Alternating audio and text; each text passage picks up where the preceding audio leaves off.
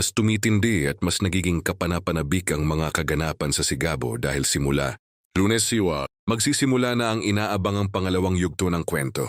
Isang bagong kabanata ang magbubukas para kina Samantha at Gabo, kung saan mas mabibigat na problema, revelasyon at panganib ang haharapin nila.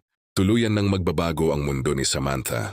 Matapos magsimulang mabunyag ang mga lihim na matagal nang itinatago ng kanyang pamilya, nagkakabukingan na at unti-unti nang lumalabas ang mga baho at katotohanang maaaring makasira sa kanilang samahan. Sa gitna ng kaguluhan, mapipilitan si Sam na harapin ang mga bagay na hindi niya inaasahang matutuklasan. Dahil sa mga pangyayaring ito, mapapadpad si Samantha sa lugar ni Gabo. Isang mundong malayo sa nakasanayan, niyang buhay. Dito magsisimula ang malaking pagbabago. Kay Sam habang nakikilala niya ang ibang klase ng pamumuhay. At yung mga taong nakapaligid kay Gabo, posible ring dito, niya mas makilala kung sino talaga. Si Gabo sa likod ng lahat ng kanyang sikreto. Samantala hindi hahayaang mapahamak ni Gabo si Samantha.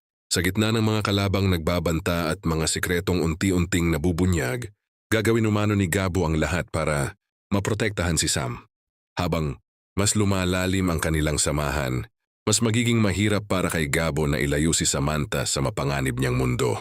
Kaya simula Lunes abangan ang pagsisimula ng pangalawang yugto ng si Gabo. Ano ang mangyayari kapag tuluyan ng nabunyag ang mga lihim ng pamilya ni Samantha? At hanggang saan kayang umabot si Gabo para protektahan ang babaeng unti-unti nang nagiging mahalagang bahagi ng kanyang buhay? Mas matinding revelasyon, aksyon at kilig ang paparating.